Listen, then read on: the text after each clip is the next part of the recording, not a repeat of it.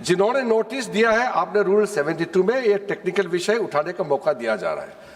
मेरा एक बहुत विनम्रता से एक रिक्वेस्ट है, अभी जैसे हमारा समाजवादी ने कहा कि मुस्लिम महिलाओं का आरक्षण होना चाहिए, ये असंवैधानिक बात इस तरह का रूल 72 में ना बोले। धर्म के नाम पर यह रिजर्वेशन नहीं हो सकता, संविधान में नहीं है, इस तरह का बात ना करें। आपने नहीं बुलाया जी को महिला विधेयक को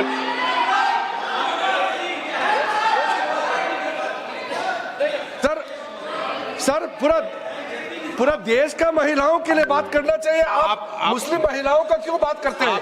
ये राजनीतिक है, ऐसा मत कीजिए। आप पूरा देश का महिलाओं के लिए बात कीजिए।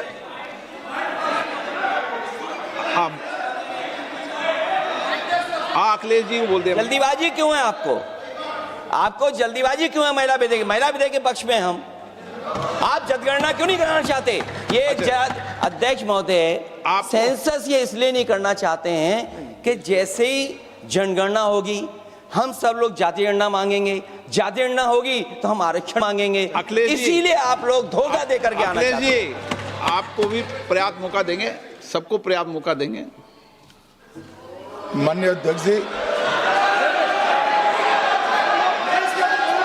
अखिलेश जी ने बोला, उसका जवाब दे रहे हो तो हाँ उसी पे जा रहे हैं, उसी पे बोल रहे हैं। हाँ माननीय अध्यक्ष जी, सदन की कार्यवाही को पूरा देश देख रहा है। कुछ स्टेटमेंट ऐसे किए गए जो जनता में चिंता पैदा कर सकते हैं। अखिलेश जी ने कहा जनगणना क्यों नहीं हो रही है। मैं पूरे सदन के माध्यम से देश की जनता को बताना चाहता हूं, जनगणना का काम शुरू हो चुका है, जारी। 2, उन्होंने कहा कि हम जाति जनगणना का मांग करेंगे। मान्यवर, मैं आपके माध्यम से सदन को बताना चाहता हूं कि सरकार ने जाति की जनगणना करने का निर्णय ले चुकी है और आप बैठिए बता दो। अरे बैठिए भाई, बैठिए। और जाति के साथ ही ये जनगणना हो रही है। माननीय सदस्य धर्मेंद्र यादव जी कह रहे हैं कि कॉलम नहीं है। उनको मालूम पड़ना चाहिए कि अभी घरों की गिनती हो रही है और घरों की कोई जाति नहीं होती है। समाजवादी पार्टी का चले तो घरों की भी जाति तय कर ले। मान्यवर, जब व्यक्तियों की जनगणना होगी, नागरिकों की जनगणना होगी, तब उसमें जाति का कॉलम रखा है। ये मेरा विभाग है। मैं सदन को आश्वस्त करना चाहता हूं कि ये जनगणना जाति जनगणना के साथ ही होने वाली है। तीसरी बात, इन्होंने ये जो आपने समझाया कि नियम 72 की जो खिड़की है वो हमें लेजिस्लेटिव कॉम्पिटेंसी पर और कॉन्स्टिट्यूशनल कॉम्पिटेंसी पर बोलने की ही इजाजत देती है। वो खिड़की का उपयोग कर धर्मेंद्र यादव जी ने एकदम गैर संवैधानिक बात करी, मुस्लिम महिलाओं को आरक्षण की। मान्यवर, हमारा संविधान किसी भी प्रकार के धर्म के आधार पर आरक्षण की कतई मंजूरी नहीं देगा। और मैं फिर से संकल्प सरकार का बताता हूं कि धर्म के आधार पर मुस्लिमों को किसी भी प्रकार का आरक्षण गैर संवैधानिक है, इसका सवाल ही पैदा नहीं होता है।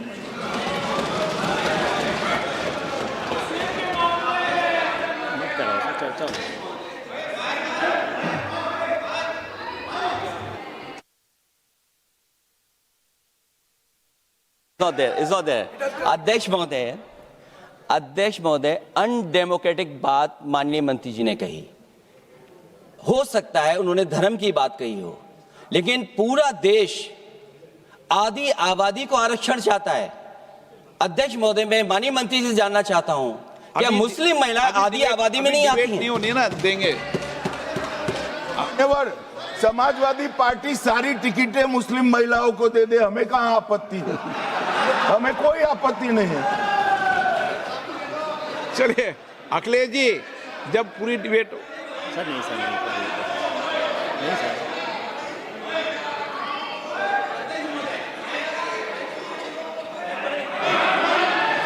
अच्छा, अध्यक्ष महोदय, बहुत विनम्र उससे होकर के किसी को हर्ट न करे, वो बात भी मैं कहना चाहता हूं। अध्यक्ष महोदय, जब माननीय प्रधानमंत्री जी को पिछड़ों से वोट चाहिए था, तो माननीय प्रधानमंत्री जी अपने आप को कहा कि मैं पिछड़ी जाति से आता हूं। चलो ये नहीं, चलिए आगे बढ़िए। अब आप डिबेट मत करो ऐसे, ठीक है ना। चलिए डॉक्टर कोकोली घोष,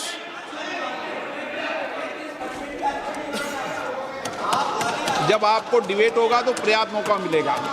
आप सारा विषय रखना, डिबेट के समय कोई दिक्कत नहीं है। Honorable sir, I rise on behalf of All India Trinamool Congress. See, Sir, I oppose this introduction of this constitutional amendment bill because it violates the parliamentary form of democracy and federalism, which are both parts of basic structure of the constitution, sir. Sir, this is not about the one reservation. The main goal is to make South rule and other areas the ruler and completely erase the representation of OBCs and Muslims from the elected legislature.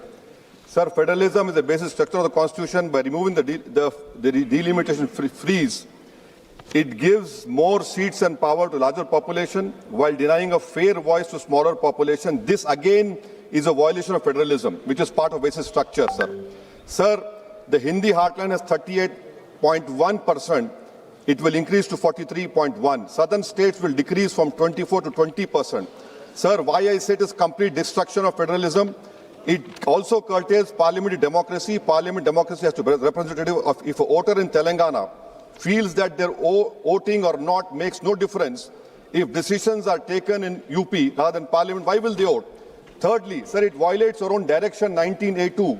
Minister has to give 7 days notice of motion for introducing a bill in this house. Similar copies of the bill have to be introduced, need to be given to members 2 days before the introduction. Third, sir, this is a clear violation of 123B of RP Act 1951 to 1 week before voting. I call this a corrupt practice, sir. I will be asking for a division of this bill, sir, and I end by what Sahir Ludhiani had said. यहाँ पर गरीबों से मतलब जुनूबी हिंद के लोग, मुसलमान और OBC, इसका साहिर लुधियानी ने कहा, सर, शहंशाहों के गरीबों से ताल्लुक ही नहीं, एक शहंशाह ने दौलत का सहारा लेकर हम गरीबों की मोहब्बत का उड़ाया मजाक। के राधा कृष्णन जी, yes. Thank you, sir. Sir, I strongly oppose the introduction of the Constitution 131st Amendment. Sir, any constitutional amendment must uphold federalism, democracy, and social justice. However, this bill raises serious concern, having been introduced without adequate consultation with the state government and stakeholders, thereby undermining cooperative federalism. It is important to recall the Constitution 106th Amendment in 2023. Sir, in this context, introducing another amendment raises doubt about the government's interest, especially amid forthcoming state elections, suggesting political motive rather than democratic commitment. Such significant amendment cannot be rushed. This bill risks centralizing power and weakening states. Sir, therefore, I urge the government must withdraw the bill after the bill will come after the census and implementation later. I object once again.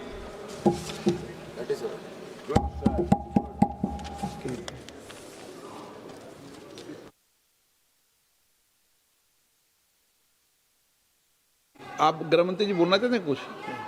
अभी ठीक। Okay please. प्रश्न ये कि विधेयक को पुनर्स्थापित करने की अनुमति प्रदान की जाए। Item number 7। हाँ, अभी तो शुरू तो होने दो।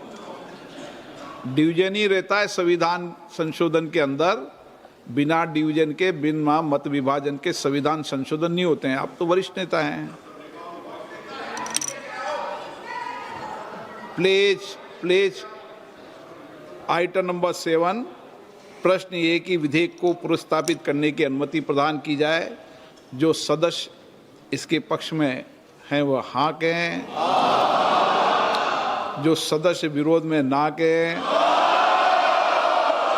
मेरे विचार में निर्णय हाँ वालों के पक्ष में हुआ।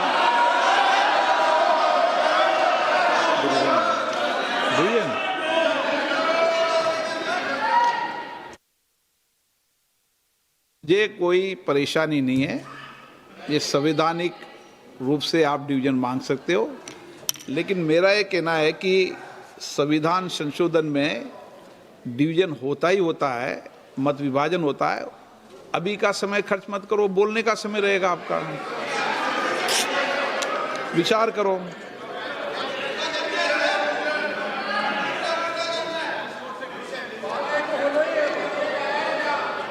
बाद में तो मत विभाजन होना है। क्यों समय खर्च करते हो?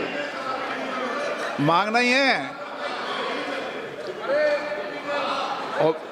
ओवैसी साहब सबसे ज्यादा चिंतित हैं आज।